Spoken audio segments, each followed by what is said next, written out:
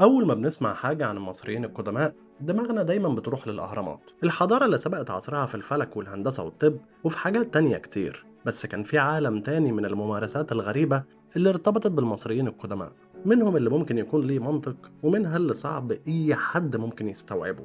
أهلا بيكم في خمسة جنان. بالرغم من إن كتير من الناس متصورين إن تنظيم النسل هو مفهوم حديث مرتبط بالطب، إلا إن المصريين القدماء فكروا في الموضوع ده من أكتر من 4000 سنة. بردية الكهون لأمراض النساء اللي عمرها بيرجع لسنة 1855 قبل الميلاد بتعتبر هي أقدم وثيقة طبية في العالم بتتكلم عن صحة المرأة. اكتشفها عالم المصريات الإنجليزي فلاندرز بيتري سنة 1889 في قرية اللاهون في الفيوم، والبردية محفوظة دلوقتي في متحف بيتري للآثار المصرية في لندن.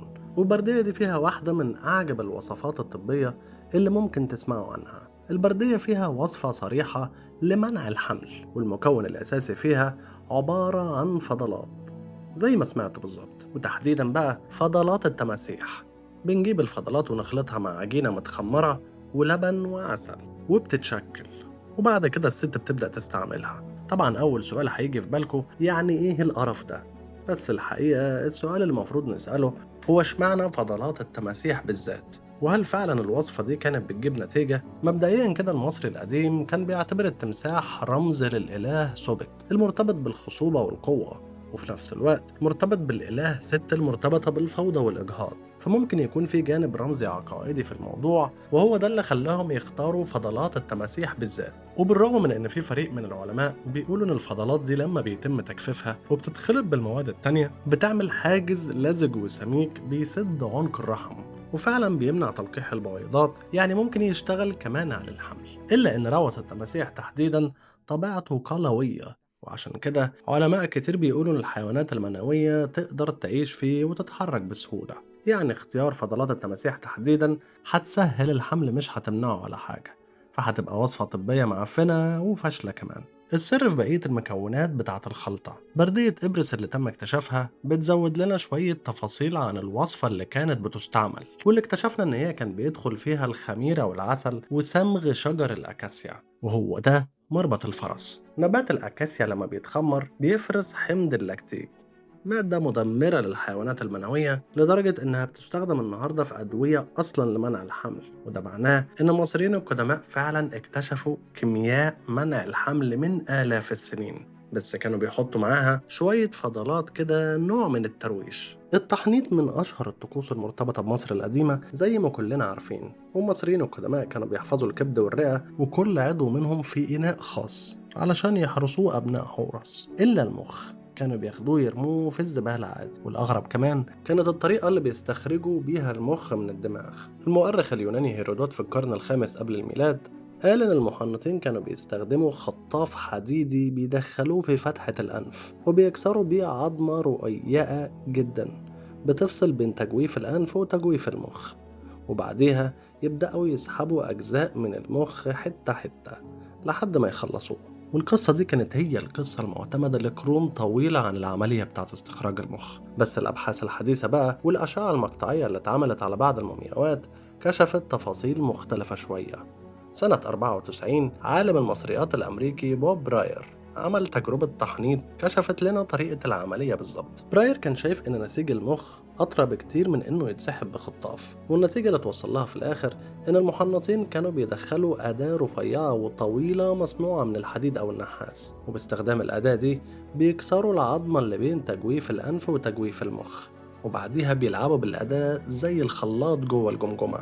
عملية بتاخد حوالي 20 دقيقة من التقليب لحد ما المخ يتحول لسائل سموزي. بعديها يقلبوا الجثة على وشها ويسيبوا السائل يتصفى وينزل من الأنف، ولما الجمجمة تفضى خالص يغسلوها كويس ويحشوها بكتان علشان يحافظوا على شكلها. والسؤال اللي بيطرح نفسه، ليه بيتخلصوا من المخ بالطريقة دي؟ والأغرب إن هما بيحافظوا على أعضاء تانية من الجسم. والإجابة هي إن المصريين القدماء ما كانوش بيشوفوا إن المخ مصدر للذكاء ولا حاجة. القلب كان هو الكل في الكل، والقلب هو اللي هيتوزن في محكمة الآخرة، إنما المخ ملوش أي لازمة.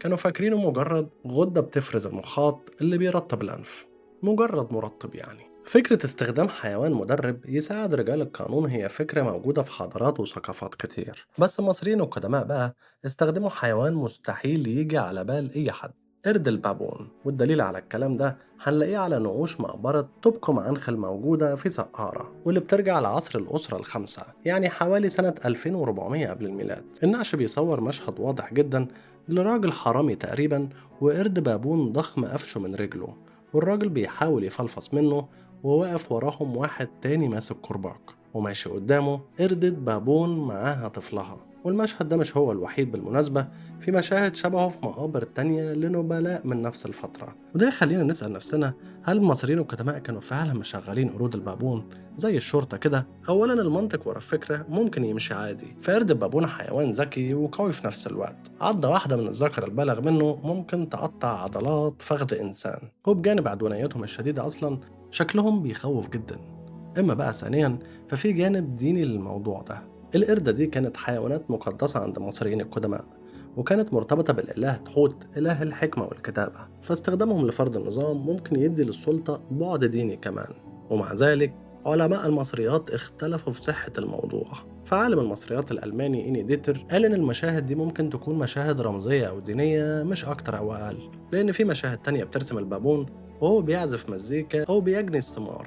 لكن ده ما يمنعش إن في فريق تاني شايف إنه تسجيل لحدث كان بيحصل فعلا في كل المجتمعات البشرية تقريبا. ونروح لزواج المحارم اللي بيعتبر من أكبر المحرمات اللي بترفضها الفطرة والدين، وحتى الأعراف والتقاليد كمان. لكن في مصر القديمة وتحديدا داخل العائلة الملكية الكلام ده ما كانش موجود. بالعكس، زواج أخ من أخته أو أب من بنته كان ممارسة مقبولة بل ومستحبة في أوقات كتير. وليه كانوا بيعملوا كده؟ فالإجابة ليها برضو أكتر من بعد. البعد الأول والأهم كان البعد الديني. وعشان نبقى فاهمين، الفرعون بالنسبة للمصريين القدماء ما كانش مجرد حاكم قاعد على العرش، بل إنه كان بيعتبر تجسيد للإله على الأرض طبقا لمعتقداتهم. وبما إنه إله فمش هينفع يتجوز بشرية عادية، لازم يتجوز حد من نفس مكانته. مين بقى هيكون من نفس مكانه دي؟ أكيد حد من العيلة بتاعته، أو تحديدا أخته اللي من نفس الدم الإلهي. والفكرة نفسها موجودة في الأساطير المصرية. كبير الآلهة أوزوريس كان متجوز من أخته إيزيس، فلما الفرعون يتجوز أخته يبقى بيقلد أوزوريس وبيأكد على مكانته اللي بتميزه عن بقية البشر. فالموضوع كان وسيلة للحفاظ على نقاء دم الملك المقدس. إما بقى البعد التاني فكان بعد سياسي واقتصادي بحت. السلطة والثروة في مصر القديمة كلهم كانوا في إيد الفرعون، فلو أميرة اتجوزت من واحد من النبلاء من بره العيلة فده معناه إن في جزء من السلطة والنفوذ هيروحوا لعيلة العريس. إنما لو الأخ اتجوز أخته فكده كل حاجة هتفضل جوه البيت. والأمثلة على الممارسة دي كتيرة جدا. ففي التاريخ المصري الممارسة نفسها وصلت لذروتها في العصر البطلمي، لدرجة إن 11 من أصل 15 جوازة ملكية كانت ما بين إخوات. بس اللي ما كانوش عاملين حسابه بقى إن افتكاسة نقاء الدم الملكي دمرت الحمض النووي. تحليل الدي ان ايه اللي اتعمل سنة 2010 لمومياء الملك توت عنخ آمون كشف إن أبوه وأمه كانوا إخوات، غالبا إخناتون، والمومياء المعروفة باسم السيدة الشابة. والنتيجة توت عنخ آمون ده عانى من مشاكل صحية ملهاش أول من آخر، وكان بيمشي بعكاز من وهو صغير. المستكشفين لقوا أكتر من 130 عكاز مستخدم في المقبرة بتاعته، ومناعته كانت ضعيفة لدرجة إنه مات وهو عنده 19 سنة. والغريبة إنه اتجوز أخته في الآخر، وأخته دي خلفت منه بنتين، الاتنين ماتوا وهم لسه أجنة علشان تنتهي معاهم الأسرة 18. لما بنسمع كلمة مومياوات أول حاجة بتيجي على بالنا على طول هي مومياوات الفراعنة. بس المذهل بقى إن مومياوات البشرية عددها قليل جدا لما نيجي نقارنها بمومياوات الحيوانات. المصريين القدماء كانوا بيحنطوا الحيوانات بأعداد مهولة، ملايين المومياوات حرفيا: قطط، كلاب، صقور، قرود، تماسيح، طائر أبو منجل، أي حاجة. في أكبر ظاهرة تحنيط في التاريخ كله. والسؤال اللي بيطرح نفسه إشمعنى وسر هوسهم بتحنيط الحيوانات؟